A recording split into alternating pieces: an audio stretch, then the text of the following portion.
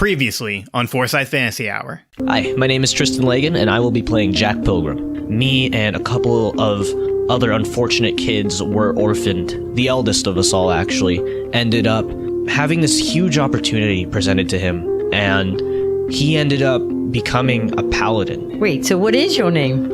And then Totem goes, it's Rhett. Were you saying that you were Jack? I'm not real fond of using my name, but when somebody hears something like Jack Pilgrim, a guardian, it's kind of easier to walk around town, isn't it? Elliot describes the other 5 members of the insect glaive. The Black Spider, Sylvian Valgeld, a vain and sophisticated dark elf wizard who is a master of magic. This episode is a one-on-one adventure with Tristan and Scott, as we see how Rhett Matthews became Jack Pilgrim.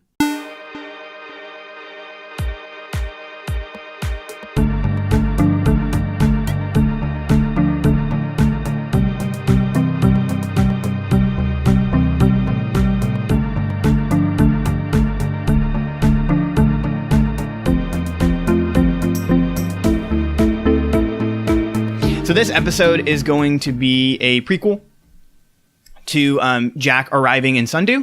Mm-hmm.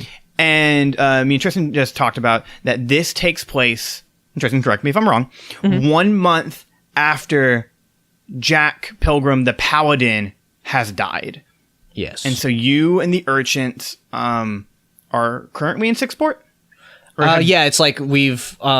maybe not all of the urchins. I guess that's kind of like up to you as like setting the scene. Yeah. But like, because we know for a fact that Totem, yes, Gray, is not there with us because he's off kind of doing his own thing right now. After of course, like all of us urchins have been to the real Jack Pilgrim's funeral. Yes, of course, but you know. Maybe I'm not there with all the urchins, okay. But anyway, like I think we established it's a month after the funeral, and it's like we've just arrived at Six's Port. Okay, so it's the first time we've been there since all this stuff happened with Jack, the real Jack. How did the funeral go? Was it big? Was it small? Was it just the 6 of you? I think it's the kind of thing where there were a lot of ceremonies that had happened, but because at the request of the real Jack Pilgrim, Paladin Pilgrim, okay, we can refer to him as that from now so that we're not confused. Sure, PP, that's great. PP, yeah, PP. Because at the request of Paladin Pilgrim, these like really high up, like socially, high up like people, you know, paladins, basically anyone who's not an urchin, because urchins are like at the bottom of the ladder. They were like forced to take us in at like the last requests of Paladin Pilgrim, so that we're able to like not just experience the ceremonies, but have like a private ceremony of our own. So I think that there was probably a big public ceremony, okay, right, where the people at the keep where Paladin Pilgrim was at, like where him and his guild were at, maybe like there's a town around this keep or something. Sure. Maybe he was very popular. Okay. I'm thinking. And so the big public ceremony was kind of like you know when like MJ died, and there was like when Michael Jackson died, and there was like a huge kind of ceremony for the whole public. Okay. For this town and for this keep. For this town and for this keep. So it's kind of like everyone's out. And it's kind of crazy because it's something that we as the urchins got to see. But then what was even more interesting was that like after that, we were the final ones to like actually kind of like say our goodbyes to him. Okay. And also receive whatever it is he left to us in his final will before we were able to watch him get buried, or cremated. I don't know. Well, it's up to you. That's up to me. Yeah. Actually, I think because this is D&D, it is D&D. You We eat his legs, huh?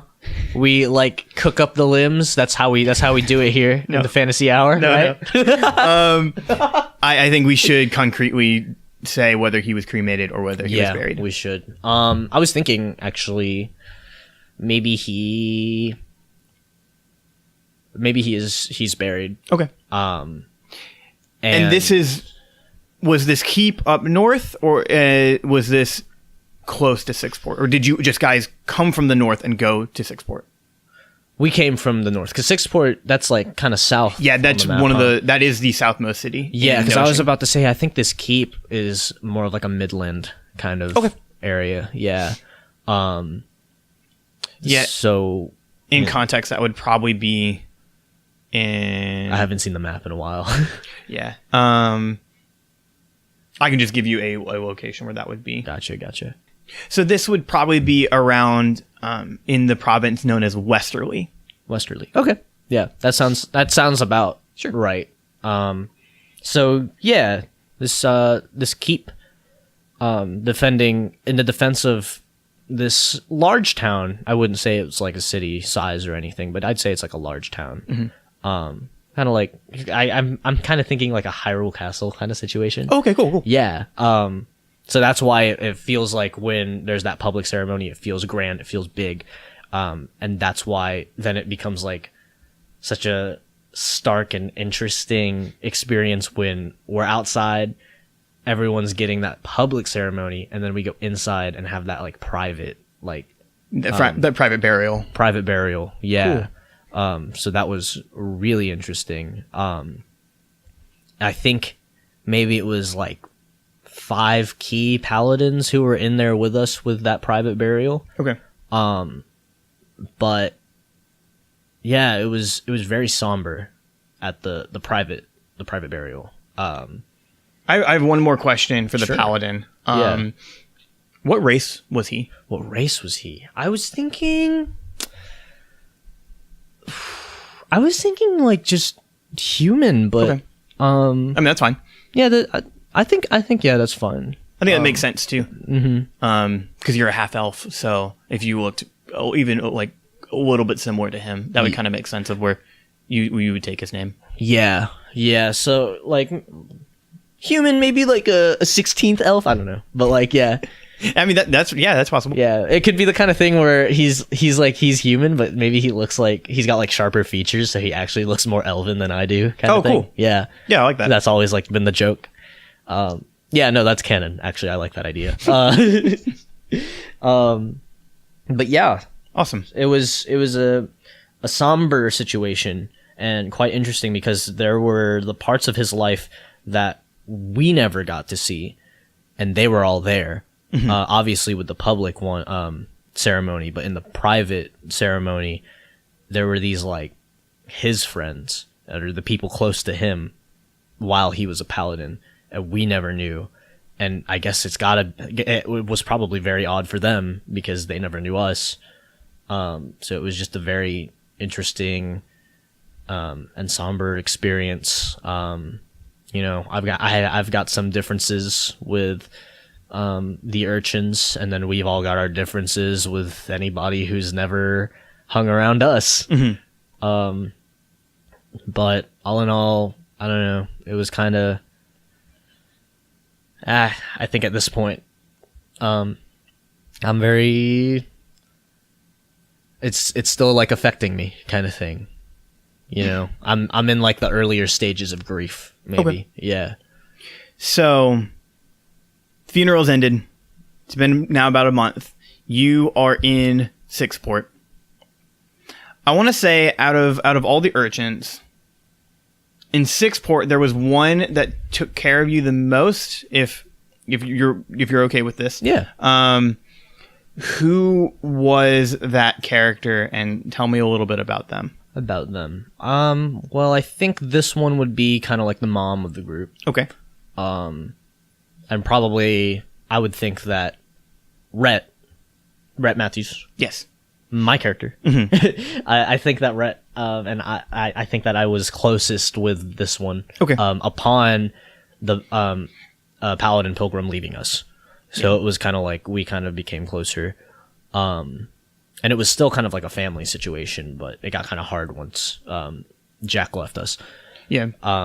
But yeah, no, I was closer with this kind of mother character. I would think for race, I feel like it'd be interesting if she was what race is that where they're like, is it Dragonborn? Were there like dragons?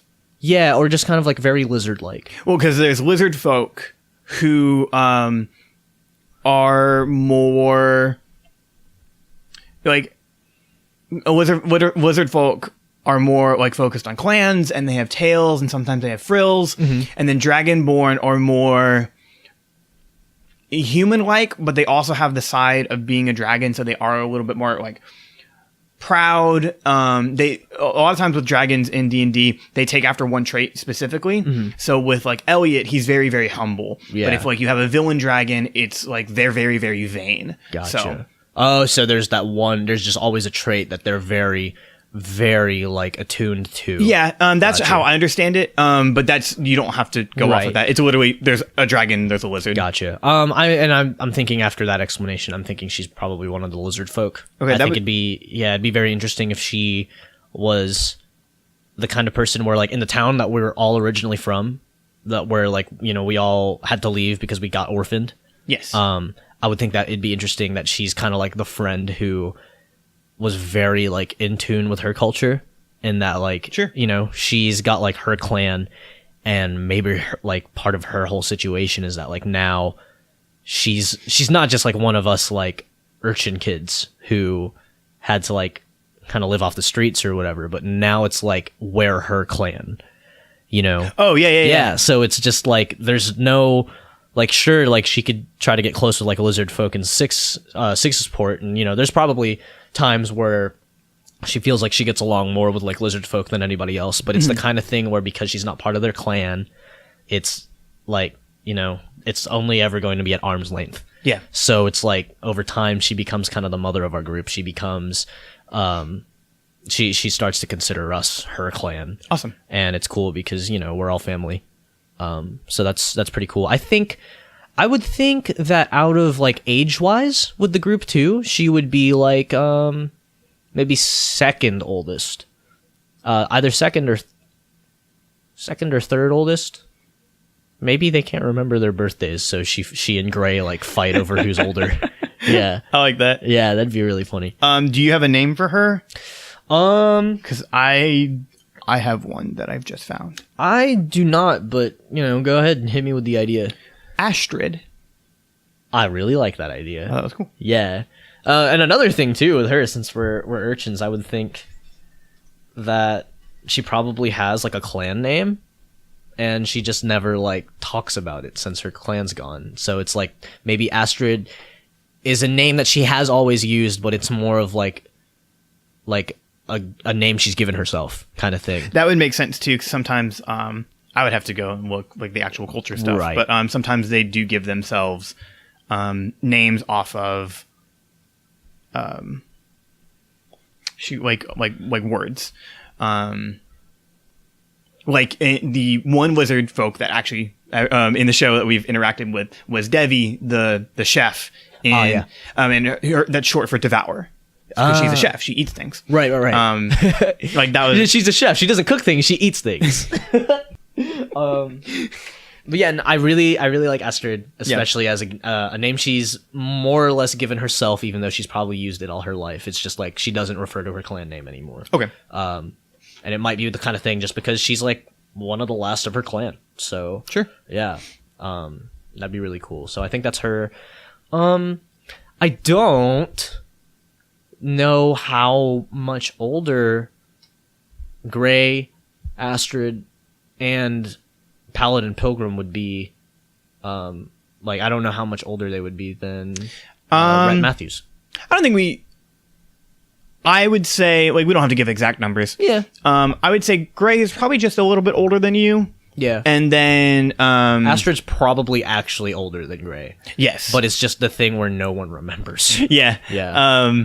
And it would probably be hard to tell with her because I mean, Yeah. it's like you don't really see wrinkles on her face. She's just scales. And then I'm thinking maybe Paladin Pilgrim was actually maybe 2 years at least older than all of us. Sure. Yeah, because I can see that. he was always kind of like the leader of the gang.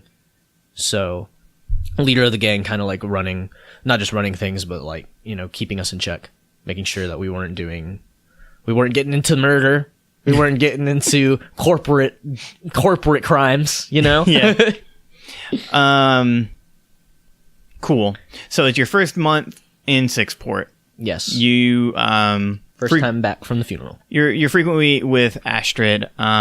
What in this month, like in the whole month, what is like the main thing Jack starts doing? And Rhett. His name is Rhett. At this moment, I think something that he does a lot is just kind of like, I think upon their first day back, it's the kind of thing where, like, you remember how, like, in Amazing Spider-Man 1, there was that really, like, interesting divide between Aunt May and Peter? yes. Yeah, so it kind of feels like that between Astrid and Rhett. Okay. And it's also that kind of thing where Rhett kind of starts going out a lot more. I think, like, at this point, he kind of tries to dive into the thievery side of his life a little bit more than he would usually do, just kind of trying to, you know, take out maybe like some anger, maybe some issues he has with not really being able to say bye or even, like, you know, say anything to Jack. Yeah. I would like you to make 3 checks. 3 checks. One of them should be dexterity. Gotcha. One of them should be strength. Dexterity, strength. And then the other is up to you. And it can be any of the ones that we just mentioned. The reason I say dexterity is because of, like, this is when you start training to be, like, light on your feet and Like, really, like, getting into it. yeah, the other would be strength and to be, like, kind of how much you're withstanding.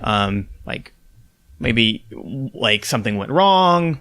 And we'll talk about that in a little bit. Yeah. And then the other is up to you and just how you think this whole sort of month of thievery goes. Yeah. Oh, man, it wouldn't be charisma because I think that's something that Rhett would already kind of have.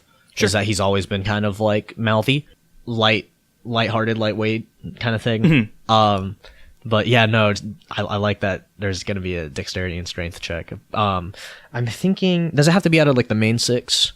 Or could it also be? I want it to be, but convince me for you to use one of your skills. Because honestly, I can't make a convincing argument for anything else, but I'm thinking Constitution. Okay, yeah. Maybe, yeah, for I sure. like that, yes. Because, yeah, it'd just be kind of like, not like he's out at the gym doing stamina training, but he's out a lot more. Yes. So it's just like, you know, so he would have to do... He's got to be on those gondolas. He's got to be on them gondolas. He's got to be on them gondolas. He's got to be jumping them rooftops, you know? He's got to be sliding on them power lines. All the sucker punch game mechanics. So make your... I will let you do them in any order you see fit. You just need to make a dexterity, constitution, and strength. Okay. So which one are you doing first? This one's gonna be dexterity. Okay. What's your number? The dice is 7. Okay. And my modifier was +2. Okay, so that is 9. So how I would... Going off of the dice rolls... You said you started doing some light thievery a little bit? Yeah, it was. I'd say in this... I'd say he's always been doing light thievery, right? But Right. with this first month, especially coming back from this funeral, and, you know, he's now kind of donning the items that was given to him by Jack, like, posthumously. Yeah. So he's got the cloak, he's got the gauntlets, he's also got the orb, but he doesn't know what to do with that. That's just a nightlight at this point. I would say in this first month, it has not glowed at all. Oh, yeah, right. Yeah, no, it's not a nightlight. So now it's just something he plays catch with then. Yeah. At night. But So what is it? He's going more into thievery. Okay. So it's not that kind of like, yeah, no, I'm just gonna do some pickpocketing. Oh, like somebody's gonna like pay me more if I like lift something off of that person. I'll do that for sure. So this is like, he won't get into the corporate crimes, but maybe there will be some mugging. There will be like holding up a shop kind of thing. Okay. Oh my goodness. Yeah. That escalated quickly. Yeah. So in all of these, they never go horribly wrong, but it seems like every little thing you do, you always forget something. Yeah. So whether or not you were holding up a shop with your hand crossbow and you realize it's not loaded, and then you maybe sneak away with just a quarter of what you were trying to steal, or you're climbing up these buildings, or and like a good one would be like you're running, someone's chasing after you, you just stole something off of them, and you're going on the streets, you're going through these corners, like you got this big orc like chasing after you because you just lifted his coin, and you jump onto one of the moving gondolas, but you totally slip and like fall into the water. Yeah. And then like you're just kind of under the water and you're trying to like get around. As soon as you get out, the orc like grabs you and is like about to beat you up, and you're like, no, I'll give you the money back. And you realize it's floating down the river. So he just tosses you and runs after the money. So it's stuff like that kind of keeps happening to you in your little Batman year one. Gotcha. Yeah. Also, I'm thinking actually like he's not actually doing all this like garbed and the stuff that Paladin Pilgrim gave him. Okay. I think he's like probably like still angry about it. So right now it's kind of like in his room. Sure. And it's something he just like always comes back home to. So it's like he's still Rhett in appearance. You know, he's got like his crossbow, but he's like getting more into like nitty gritty, like beating people like up, fisticuffs. Cool. But he's like always coming back home to that, and it sucks too because I really like that. This is what the role gave me. Yeah, that like something's always going wrong. We got 2 more rolls. Yes. So what's it going to be? Strength or Constitution? We'll go ahead and make that one strength. Okay. So I got a 12, but my modifier is -1. Oh, okay. Yeah. So, yeah, with an 11, I would say you're nearing the end of this month by this point, and you aren't like super yoked like the orc that tried to beat you up in the river. Yeah. But you are getting more stronger, and like you're able to kind of handle your own in some of these fights. Like maybe like cool. There was a point where you did get caught again, but someone punched you in the face and you totally took it, and then you like headbutted them and knocked them out. And it's stuff like that to where it's like you're becoming a little bit more confident that you are able to take care of yourself. Yeah. Sweet. That's really cool. There you go. I like that. All right, so on to the next roll. Yeah, so this will be Constitution for sure. Constitution. Well, I can't see that. Hold on. Oh, this one's a 12 and my modifier was 0. So, okay. Yeah. So a 12. I want to play with Constitution a little bit differently. Okay. To where now you, especially with the strength, your strength building up to your stamina has been really good. So maybe like you lifted something off of someone, you were getting away, like you maybe a block away before they noticed, and as soon as they saw you, like bolted, and you have like a ridiculous speed too. So maybe this is where it starts coming into where you're maybe like, I start tapping to the speed force. Exactly. I become this universe's Flash. Yeah, dude, for sure. My name is Rhett Matthews, and I am the fastest half man alive. Oh, I hate it. Yeah, dude. I gotta now. This is where we come up with the CW intro, huh? A CW monologue intro. Right. Yeah, no, that's the end of this bit. Okay, sorry. Go on. But now it's like you can kind of keep up with the stamina that you've kind of expected, and maybe some of the other urchins, especially Pilgrim Paladin had, and so now you're kind of seeing a little bit like I'm becoming a little bit more like them now. I'm able to kind of. I'm able to keep up with my elders. Sure. With my senpai.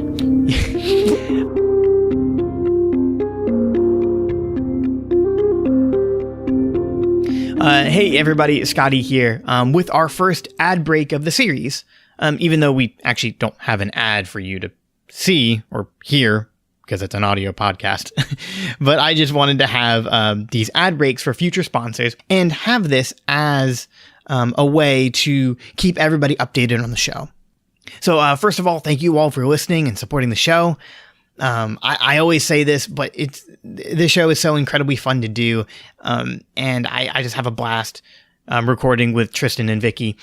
And it's even more fun to have people, listening in on the adventure along with us. And so one thing that you guys can do to support the show is to rate us on iTunes or whatever podcast service you use, because we're basically on everything. And if we're not on the podcast service you like to use, let me know. But rating us and reviewing helps a ton for the show because it helps services like iTunes recognize that we're an active and actual podcast. So we do other shows. Me, Tristan, and Vicky, we do other stuff other than Forsyth Fantasy Hour. And a lot of it is on our YouTube page, Scotty Milad, which is Scotty, Milad. Such as a series that I do where I share my thoughts on different forms of media, whether it's movies or TV shows or video games. I've talked about certain topics like the Persona series and Spider-Man Homecoming and my ideas for a sequel for that movie. And most recently, I talked about the neo-Western Netflix drama Longmire, which is one of my favorite shows, and that episode came out really well. And future episodes are going to be talking more about TV shows. So if you're really into that, go check that out. So like I said, one of the best ways to help this show grow is to rate us, subscribe on YouTube, tell your friends. You just got to get the word out. Make us known. Just go, hey man, you like video games and TV shows and half elves? Well, you gotta check out Forsyth Fantasy Hour. It's like the bee's knees. I don't think anyone says the bee's knees anymore. But one last thing before I go, you can also follow the show on Twitter. This show, not really anything else. Forsyth Fantasy Hour on Twitter at FFH Podcast, which is another terrific way to stay up to date with the show. So I didn't want to keep you guys for too long. This next part with me and Tristan is really cool, and it's kind of a big deal for the rest of the series. So let's get back into it. And before I go, I will make it known that the next episode will release on September 26, 2017. So let's get to it.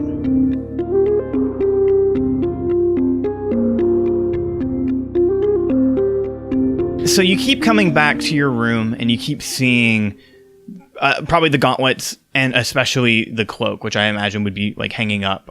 Unless it's folded up, like what would you think? I mean, like there's a hood on it, so I would guess like he put it up on like a screw or a hook on the wall. Yeah. So it's like it's the kind of thing where, like, sure he like hates coming back to it, but it's kind of cool like for him to walk in, and it's kind of like a decoration on the room at this point. And it's like, so we've got this like battered cloak, and like the design is kind of like facing out at you, like kind of thing. And it's like hanging on the door.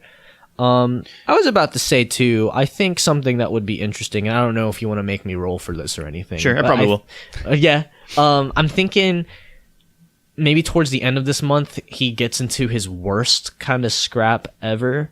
Okay. Worst scrap, worst like thing that he could have been caught for.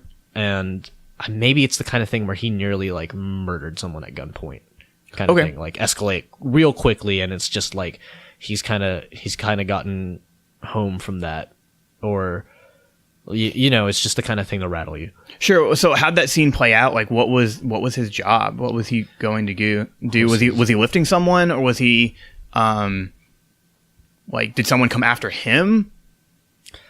I think it's definitely the kind of thing where it's a job gone wrong. Okay. And it's something where maybe he's been working with this particular contact for a little while now. And so this contact is like, all right, I trust you. But the particular contact is probably one of the darker ends of crime in Six's Port. Oh, aren't you, isn't one of your language Undercommon? Undercommon? Yes. This would okay. So this totally works. So who you were working with were people from the Underdark. Yeah. Which is notoriously being known to be a lot of drow, which are dark elves, Yeah. dark dwarves, and deep gnomes. So it's kind of like a lot of shady people. Maybe you were doing a smuggling thing, or you had a package. We were. I was about to say, yeah. I was There you thinking go. it'd be like smuggling a package or something, and all I was told was that, like, look, we trust you. This is very valuable. This is a very valuable package. We're gonna try to give you this one job because we do this a lot.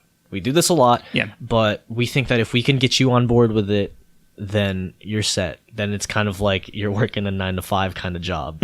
Well, that being like 9 p.m. to 5 a.m. because it's a nighttime kind of thing. But you'd be working for us. You wouldn't have to be running out and getting beating up by orcs. Yeah. As often, and it's kind of cool because at that point I'm like more confident in my abilities, my strength, and I feel like I got more stamina, like I can do this probably. But it definitely goes wrong in that, like, like you said, something always happens. I forget something, or Maybe the package wasn't like the package definitely wasn't what I thought it was going to be. Yeah. What was it? It was a kid. Oh my god. Yeah, it was somebody's kid. Oh shoot. This is great. Yeah, because I know who the person you almost killed was. Yeah. Okay. So because I have a character for this. I've written a couple characters for this. Oh, cool. So this kid that you were going to. Oh, we'll play this. We'll play this scene. So it's like middle. Set the scene. Set the scene. In middle of the night, you're in Sixport. You're meeting this back alley. You have a little note, like just like a parchment that says like where it's written on the map of where you're supposed to be. And when you show up on this little stoop, there is this little probably a little human kid, and he's just sitting there, and he looks at you. And he's like, I think I'm supposed to meet you here. All that was on my note, I'm thinking, was there's a contact that you're supposed to meet. And from there, you should know what to do. Then, Oh, okay. Yeah, and so that's the thing, is that I think in that moment, Rhett is just kind of like, I don't have any candy, kid. I don't. It's really late. You should be home. No, I'm supposed to meet you. Me. And he pulls out a little note, and he goes, "You're supposed to take me here." And he hands you the note, and in it says, "Don't ask his name. This is your package. He is supposed to go at this address." And you recognize it. It's like a simple address. Yeah, it's kind of the same kind of parchment, the same kind of code, I guess. Undercommon. Yeah. Yeah. It's all in Undercommon. It might even be in Thieves' Cant. Yeah. Which is something that is a roguish thing. Oh, gotcha. So yeah, that's, I mean, I just kind of go with it at first, but it's the kind of thing where I'm just like, all right, well, this is just a kid. So honestly, I'm going to walk down the street with this kid. We don't have to run. I'll just walk him. Make a perception check. Okay, so that's a 5 total. Okay, great. I think you're pretty shaken up about this whole thing. Yeah. And nothing seems really out of the ordinary. There's not too many people in the streets. There's a couple like gondolas going by. You see some carriages go by. Yeah. And then the kid's just walking by you. Yeah. And you eventually get to another alley. And in it, there is a man standing there. And there's some figures in the back that you can barely see. Right. And in front is this dark elf. You've never seen him before. And he has super long silver hair. Is this the address I'm supposed to be at, or this is on the way? This is the address you're supposed to be at. Okay. Gotcha. Super long, silver-haired dark elf. Yeah. Gotcha. We're- Basically color inverted of Loki. Yeah. Wearing robes too. Gotcha. So maybe it's like green robes. Yeah. Well, that's actually kind of cool. I like actually, the design. it's like a very, very dark green. Right. No, of course. Yeah, he's no Asgard guardian demigod. No. But yeah. No, go on. I believe you're supposed to be my contact. Is that right? You're with the kid, right? Well, I'm not really with anyone else. And but you guys... He makes a little symbol on his hand that's in Thieves' Cant that is kind of like a confirmation of like, it's a package trade thing. So it's kind of like, it's just like a little tell for like confirm. Yeah. So this is kind of like a confirm or deny. Confirm trade. You know what's going on, right? Yeah. At this point, I think I do. I'm really kind of checking the alley out with my very low perception roll. Yeah. By the way, it's the kind of thing where you just kind of walk into a cave and see red eyes everywhere. Mm-hmm. So I'm just freaked out. Like, I think all I can see are maybe the dude, but yeah, you can see him for sure. See him for sure, but I just know there are people there, like just all around us now in this alley. Mm-hmm. And I think at this point, I look to this real shady dude. I look to this kid. Yeah, I have a feeling he seems very, very oblivious. Yeah. To what's going on. Yeah. Yeah. Sure. And I think I just close my hand, kind of thing, and I'm just like, no. Think we made a wrong turn. Come on, bud. I wouldn't go so far. No. Yeah.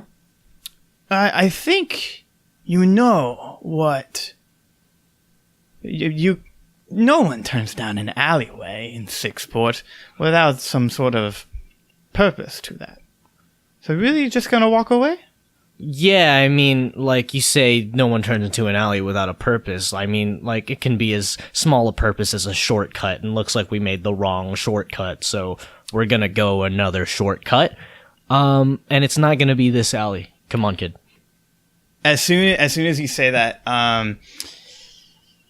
let me look up what spell he casts, because he's gonna cast one. Oh no! So I need you to make a dexterity saving throw. D20? Yeah, and the kid's gonna make one as well. Gotcha. Okay.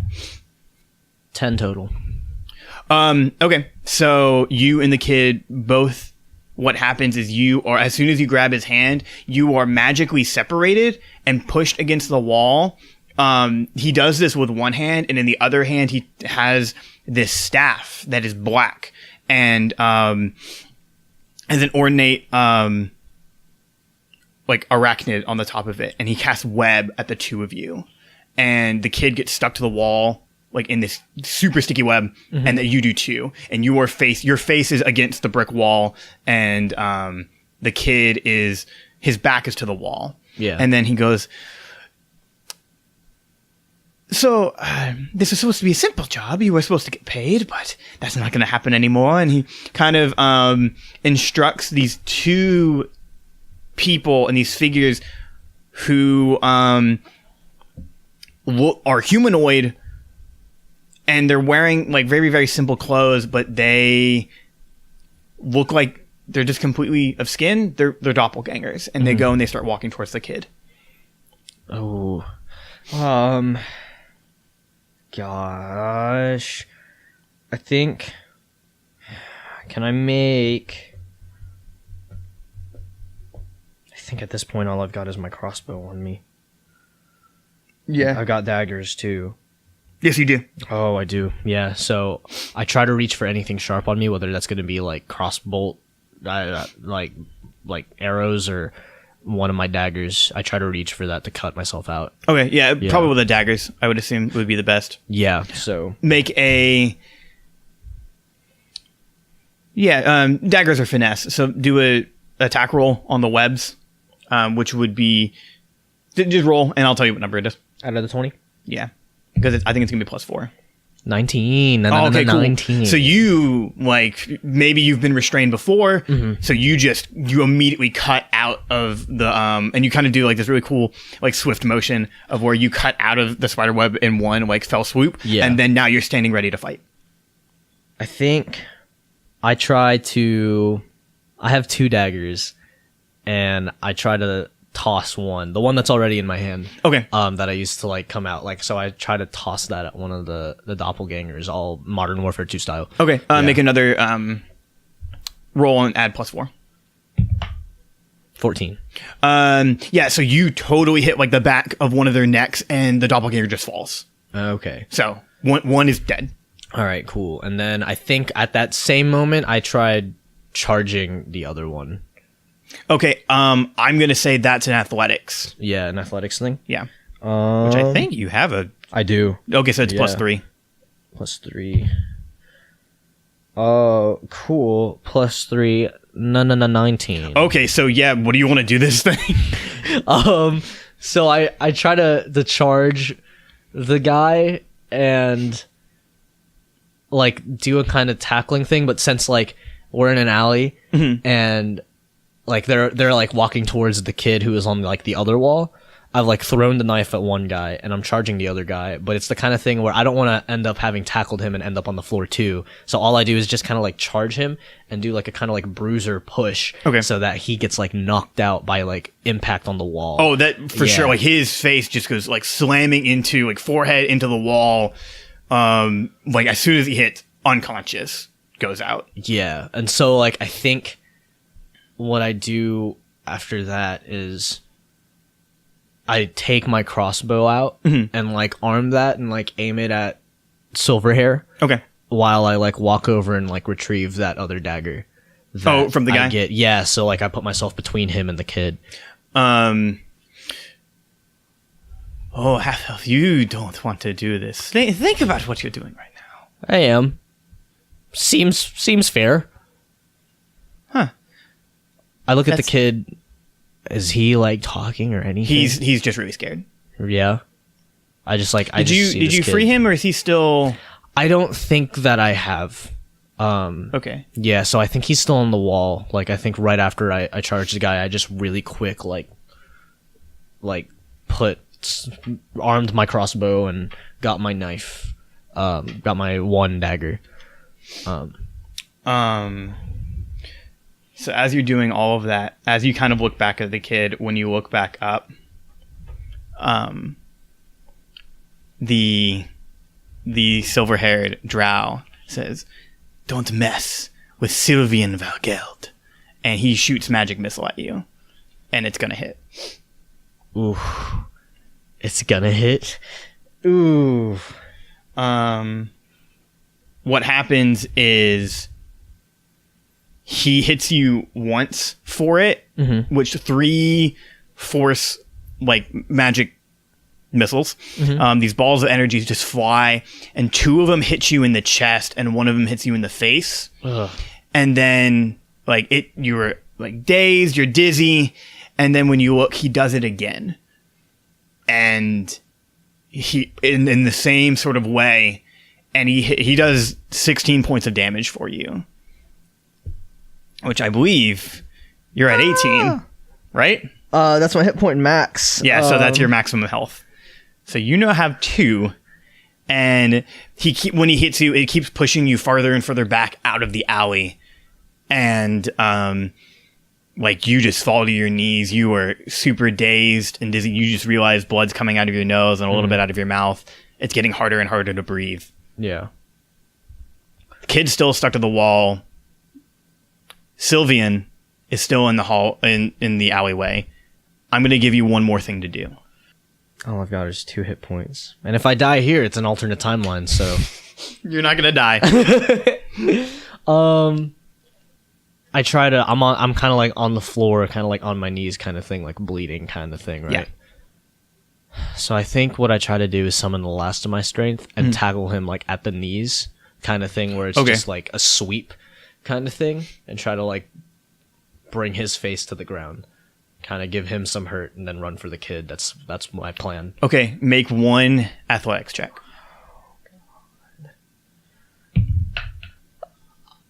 Hey, so my athletics is +3. Yeah.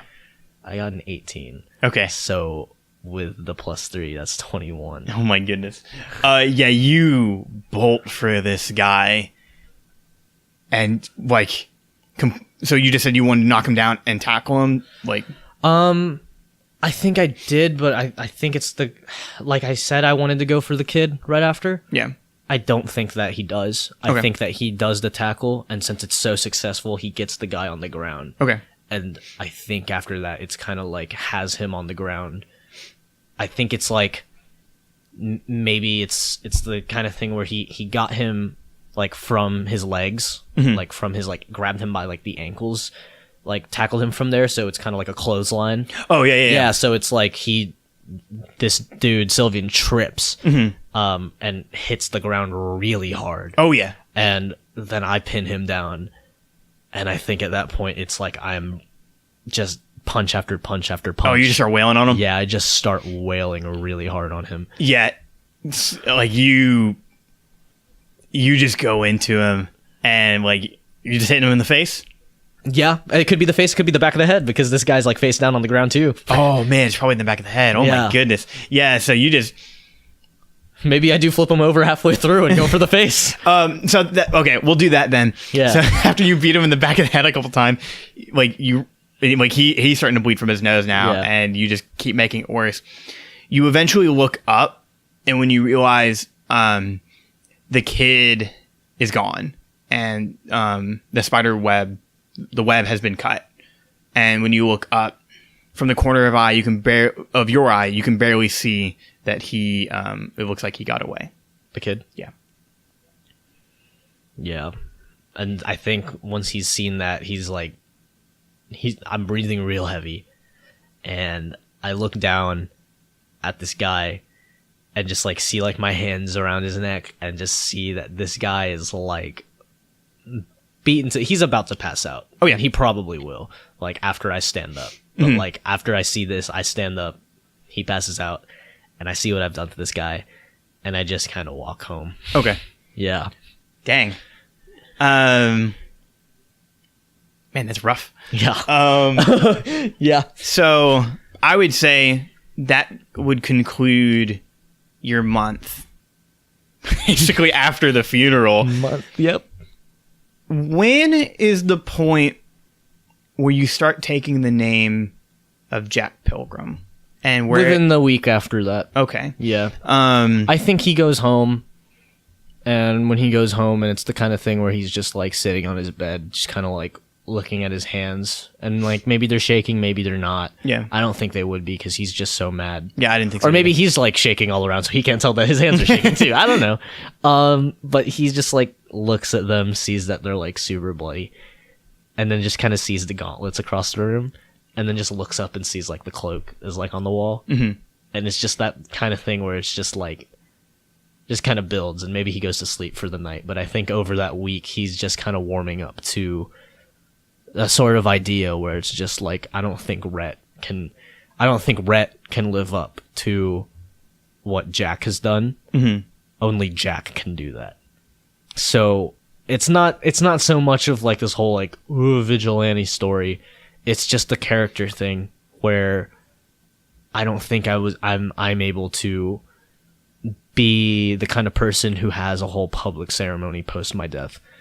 To have a private ceremony where people from all times of my life come and just kind of wish me luck upon my journey into death. I don't think I can do that, but I've got this cloak. I've got these gauntlets that will help me beat people up. Yeah. He's just got that idea now where it's just like, I'm going to try taking this name. So that's kind of like over that next week. And then maybe that next month is just kind of like taking it real slow, but like stop messing with contacts in the Underdark and just kind of stay at the top kind of thing. Like stay in the light. I think that's what he tried to do. I like that. Yeah, I'm sure there's like conversations with Astrid Sure. about all this. But yeah, no, I think that's what happens.